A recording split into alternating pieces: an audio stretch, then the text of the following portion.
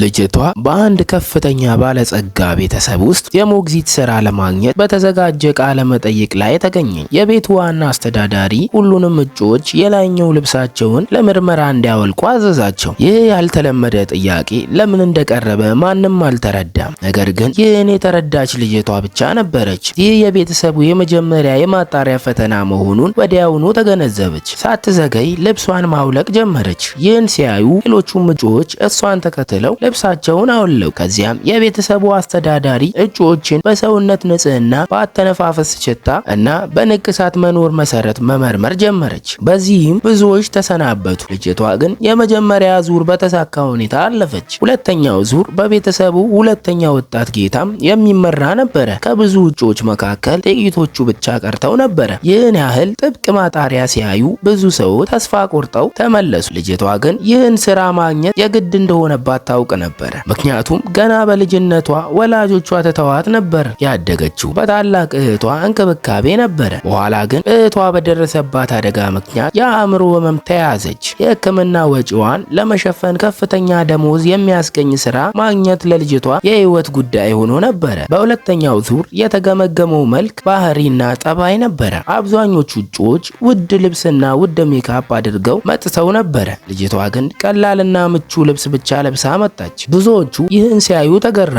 ነገር ግን ልጅቷ ሁለተኛው ወጣት ጌታ እጩዎቹን በድብቅ እየተመለከተ መሆኑን አስቀድማ ተገንዝባ ነበረ። በመጨረሻ ከቀሩት እጩዎች መካከል እሷ ተመረጠች። ልጅቷ ሞግዚት ለመሆን ሰው ውበት ሳይሆን የህፃናት ምቾትና ደህንነት እንደሚቀድም ተማመን ሀሳቧን ገለጸች። ይህ ለቤቱ አሮጊት እመቤት በጣም ተስማሚ፣ ነገር ግን ሁለተኛው ወጣት ጌታ ስውር ዓላማ እንዳላት መጠርጠር ጀመረ። በሶስተኛውም ዙር እጩዎቹ አንድ ህፃን በተግባር እንዴት እንደሚንከባከቡ የሚያሳዩበት ፈተና ተዘጋጀ። ፈተናውም እንደ መጀመሪያው ብዙ እጩዎች ተሰናበቱ። ልጅቷ ግን በእርጋታና በልጆቹ ላይ ባላት ተፈጥሯዊ ፍቅር የአሮጊቷን እመቤት ልብ አሸነፈች። ነገር ግን ሁለተኛው ወጣት ጌታ የለበሰችውን ርካሽ ልብስ በመመልከት አስወግዷት ዘንድ ወሰነ። ከከተማ ከወጣች ጀምሮ ያገኘችውን ገንዘብ ሁሉ ለእህቷ ሕክምና ስትወጣ ስለነበር አዲስ ልብስ ለመግዛት እድል አላገኘች።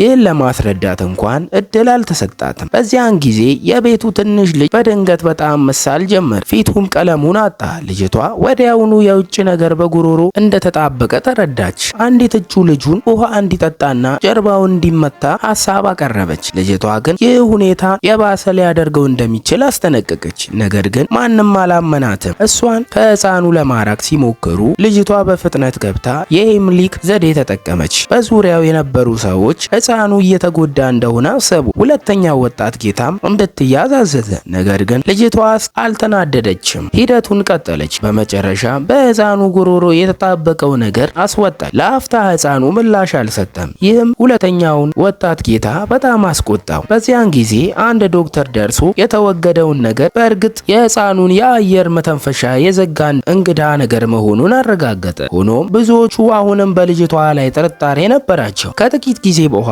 ግን ትንሹ ልጅ በድንገት ማልቀስ ጀመረ። በዚያን ቅስፈት ልጅቷ ሁኔታው እንደተቀየረና እውነቱ በቅርብ እንደሚገለጥ ተረዳች።